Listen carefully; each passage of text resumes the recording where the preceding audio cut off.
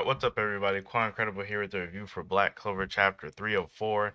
In this chapter, like when I seen the spoilers, I already knew how like controversial this chapter was gonna be between a lot of people because of like the whole death in Black Clover thing. And honestly, at this point, it's pretty safe to assume that like Tabata really does not like killing off characters. Like it's really safe to assume he really truly does not like killing off characters, but at the same time, like for me personally, Black Clover, until I see the grimoire fade away, I don't really count anybody out. I mean, you just can't count anybody out until the grimoire is gone. But going into the actual chapter, it is the aftermath of the Majecula fight. So basically, kind of like just what's wrapping up, so we can transition on to the next part. It kind of begins with all of the curse finally leaving Laura Petchka's body since Majecula's gone. She's no longer cursed. So we have like this like mini touching reunion between Noelle and Laura Petchka, and then Noelle hits Asta for being around Laura Petchka just when she's naked. It's actually like kind of funny. But then we also get Noelle, who had her moment a couple of chapters ago when she realized to herself that she does in fact love Asta, kind of feeling conflicted because the fight's over and she hasn't seen him in like a little bit, but she doesn't necessarily know how to feel about him. So she does default back to how she does normally act, which I don't really think that's a big deal. I mean, that's just kind of how their relationship is. I don't really think it takes away from her character like how I was seeing some people say, but it was just kind of funny nonetheless. And then what made it extra funny to me is the fact that like it was like dang near right above each other. Noelle and Noelle had the same expression because like Noelle does not know how to deal with Asta, and Noelle, since his curse is also broken, doesn't know how to deal with Noelle now. Seeing as he can speak freely now, he doesn't have to even be somewhat cautious of what he has to say. Now, the one thing that does kind of bother me though about Majecula being gone and then these curses being dispelled is we did learn that like Majecula is the father or mother or whatever you want to say of all curses in Black Clover. So I wonder how this will affect other curses. Like would say per se Henry still be cursed, or is William still cursed, and so on and so forth. Like do the curses like just kind of stop, or do the curses kind of stop, or are those ones fine, but just the ones that were directly caused by Majecla are the ones that are going to go away? Just kind of curious on that one.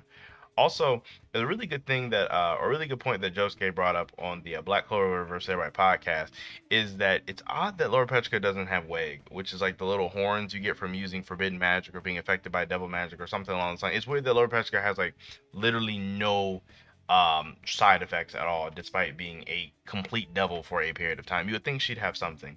Um, at the very least, she could, to me, she could possibly use her attack spells now. I almost see it as similar to the elf reincarnation, where like the people that were elves were able to use abilities that they had when they were elves if they trained up to it. Or Patri, when he went dark elf, he was able to use the dark light, so or demon light. I kind of think it might be something along those lines, or she could still just not be able to attack at all. I mean, I honestly don't have much of a horse in that race because it's like I'm here to tell you right now, we don't care. Let me tell you We something. don't care. I don't really care about Laura Petchka all that much. We do also see Undyne. Undyne is like in a much smaller form because she used up all of her power in the Saint Stage thing. And this is really this. I get that this part isn't really important right now, but it makes you wonder like what's going to go on with this Undyne thing. Like, is it going to go back to Laura Petchka in this exact same arc, or is Noelle going to keep it? It's so weird because on one hand the writing is on the wall for Noelle to have it. It's on the wall for her to just keep it, but at the same time it's the Heart Kingdom's thing. So it would just be weird if they didn't have it anymore. And this is when we get into the more controversial part of the chapter with the effects of Real Spell wearing off. He does apologize to Charlotte, saying that I'm sorry that I couldn't actually fix.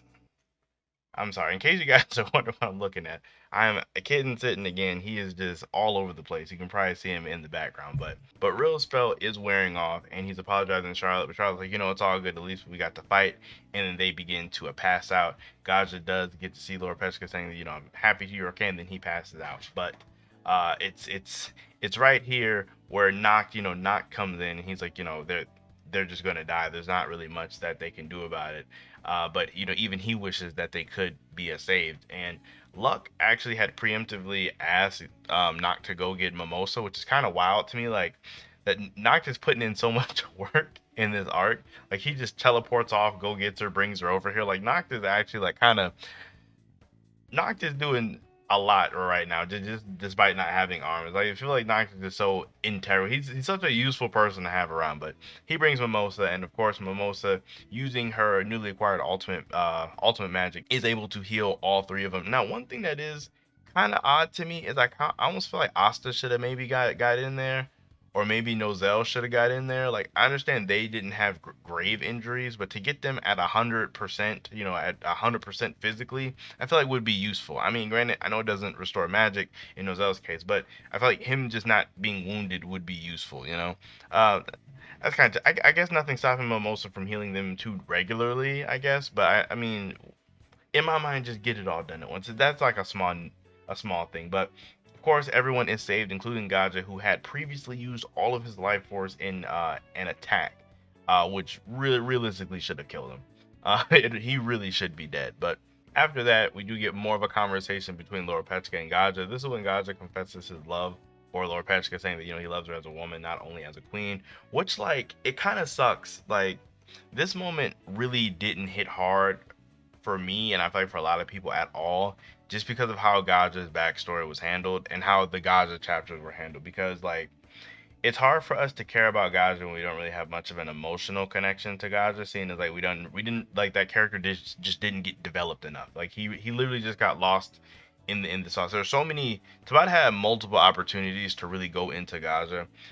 Would it be whether it be like in this arc, or when he swore he was gonna get her back, or when he was listening in on Mimosa and Noelle's conversation with her. He had multiple opportunities to really delve into a Gaja backstory, but he never did. So since we never got like that deeper connection with him, or even gave a f about him, this him saying "I love you, Lord Peschka" really, it didn't hit as hard as it could have. And it's like, if Gaja has no personality at all, because he's basically a robot, just like "I love you." It's like, Hello? I love you. if he has no personality at all, that's fine. Like, it's not a big deal.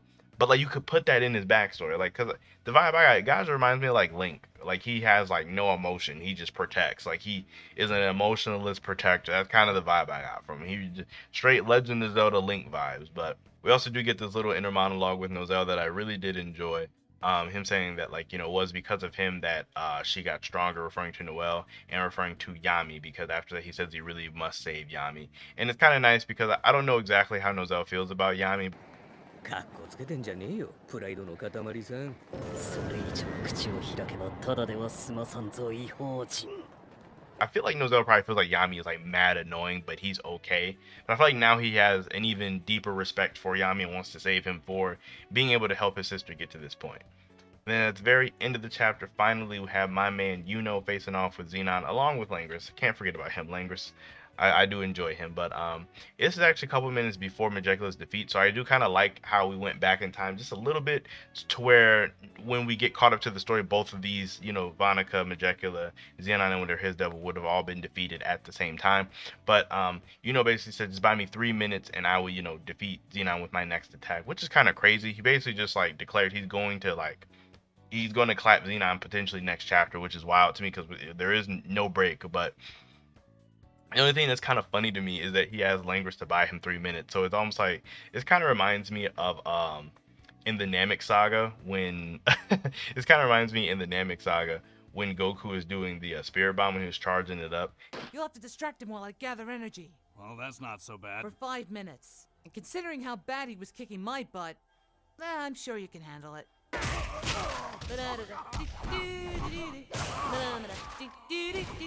I'm charging my attack. And he was just asking Piccolo to buy him some time, and Piccolo's just getting absolutely wrecked by Frieza. That's kind of what I imagine is going to happen for Langris. Like, he's going to get absolutely wrecked.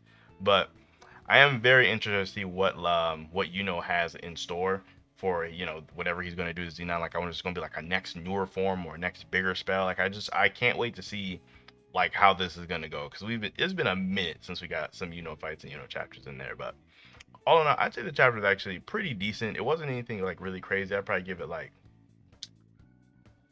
a 6.5. Like, I mean, huge feats for Mimosa. I mean, I kind of honestly knew that she was gonna come in and heal everybody. The stuff with was cool too. So I am curious to know what you guys think about it down below. Make sure you guys leave a like on the video as well as subscribe to the channel for more content. I really do appreciate all of the support. Aside from that, you guys enjoy the rest of your day, and I'll see you all in my next video.